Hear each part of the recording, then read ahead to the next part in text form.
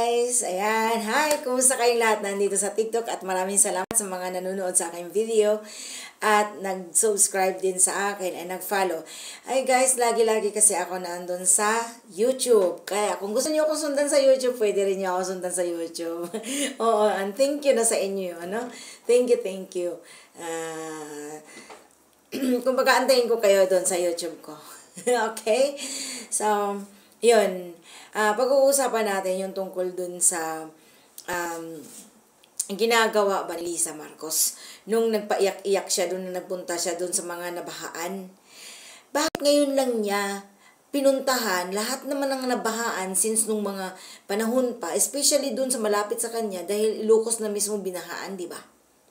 Pero guys, nakita niyo ba na napunta siya dun at lumusob siya sa baha at nagpunta siya dun sa mga biktima ng baha, biktima ng bagyo, na yumakap, na nagpakitang gilas, na nagpakitang meron siyang nararamdaman na masakit para sa kanya. Yung nakikita niya itong mga biktima ng nabahaan. Diyos ko, yung iyak niya, my God. Dapat hindi na siya umiyak. Huwag niyang gayahin yung Queen ng Spain. Kasi hindi talaga pwede. Kahit kahit pa kuhanin niya si Maricel Soriano para magiging actress. Diyos me Lord, I hate grabe, I hate really drugs. Kung makikita niyo yung pagmumukha ni Lisa Marcos, yung pag-iyak-iyak niya na hindi naman lumalabas yung luha. Alam niyo yung, para lang, siguro yung, sige nga, ipakita mo nga, isipin mo na ikaw ay isang model ng dato puti na suka. Ang asim ng mukha na kahit iiyak pa siya doon sa mga nabiktima ng bagyo at nabiktima ng baha, pero hindi panis na. Bakit ngayon pa siya mag-a-acting ng ganyan, mag-aartista-artistahan ng ganyan, na magkunwarian na mayroon siyang pakiramdam, mayroon siyang concern sa mga kabansa natin. Hindi natin nakikita, since especially, okay, doon na lang tayo mag-umpisa doon sa after Sona kay Karina. Nakita mo ba na pumunta doon kay Karina? Hindi. Nakita niyo ba na nagpunta doon sa bagyo ni Titing? Inting? Hindi. Nagpunta ba siya nung binahaan yung Ilocos? Nagpunta ba siya sa mga ka-Ilocos niya? Ka-Ilocanan niya? Yung mga constituents na nila yun. Kasi yung anak niya doon, congressman doon sa Ilocos Norte. Yung pamangkin niya, governor. At dyan sila mismo nakatira.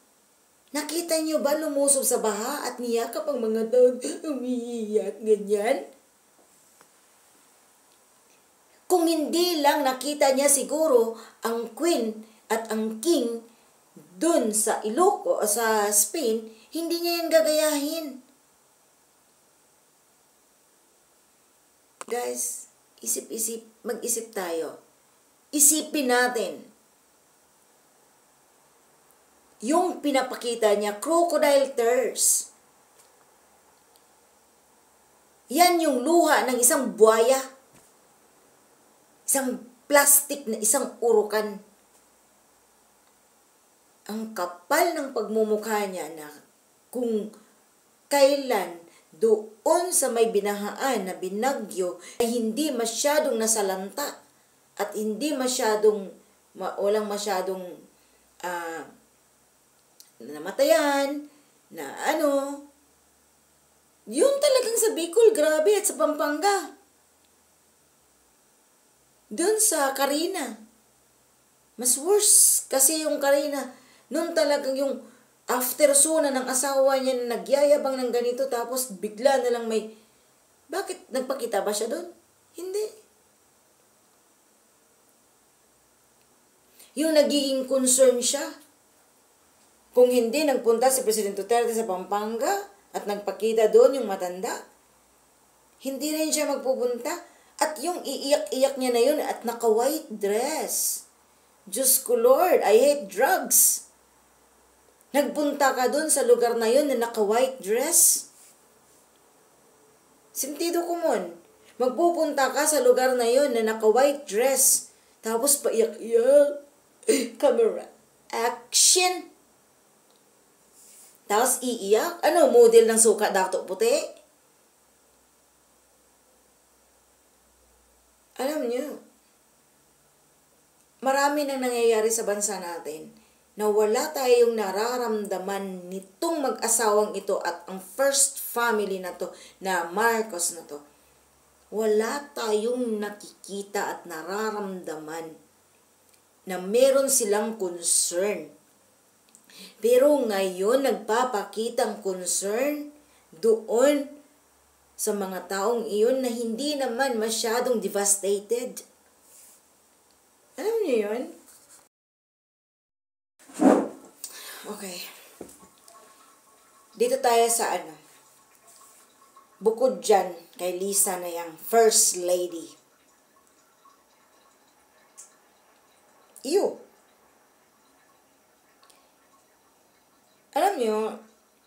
Alam nating lahat guys na nakikita natin na napaka-inutil ang ating Pangulo, yang si Bongbong Marcos na yan, inutil. Sa mga nangyayari ngayon, kung wala ngang teleprompter nakaharap at wala siyang binabasang sulat, hindi alam niya kung anong mga sinasabi niya. Kaya kailangan magbabasa siya. Kahit kasinungalingan na hindi niya, alam niyo, ganun ka-inutil ang presidente natin. Bukod doon na wala siyang pakialam at walang concern sa anumang mangyayari ngayon lang. Kasi nakailang bagyo na ang dumating, yun lagi nating sinasabi sa kanya, maging prepared ka.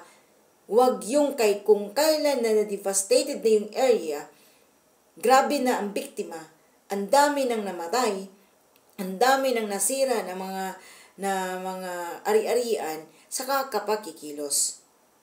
Yung huli na ang lahat. So, kailangan maging handa ka bago mangyari. Bago magkaroon ng sakuna. So, ngayon siya kumikilos ng ganyan. Ngayon siya gumagayak ng ganyan.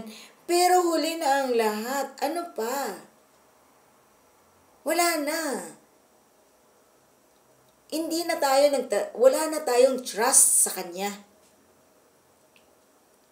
So, kailangan talaga natin tusukin, kailangan talaga natin itulak.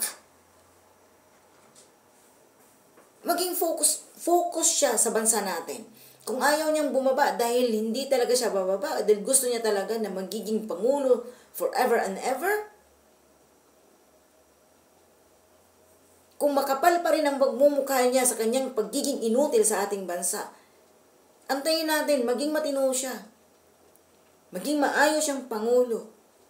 Siya yung ama ng ating bansa. Pero ganyan ang kalidad ng ating Pangulo. Walang kwenta, mababa, mahinang nilalang. Anong aasahan natin? Di ba?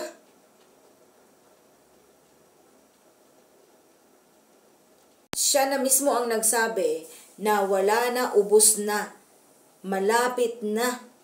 Kumbaga, magiging said tayo na wala na tayong budget. Pero nasaan ang budget nasaan ang tulong ng ibang bansa doon sa kanya? Dahil wala namang ibang babagsakan ng perang iyon, kundi ang office ng presidente. Bakit wala tayong nararamdamang published para masabi niya at malalaman nating lahat na yan ang itinulong ng mga ibang country? Di ba? So, ganyan kainutil ang ating presidente dahil under desaya siya at takot siya kay Martin Romualdez. Ang tanong, bakit ka takot kay Martin Romualdez kung ikaw man ang presidente ng bansa? Anong ginagawa ni Martin Romualdez sa'yo? Binablackmail ka ba? Dahil alam ni Romualdez kung ano ang ginagawa mo. Di ba? Kaya lahat ng pera nandun kay Martin Romualdez at kay Lisa. Ganyan siya kainutil. Pero siya ang presidente natin.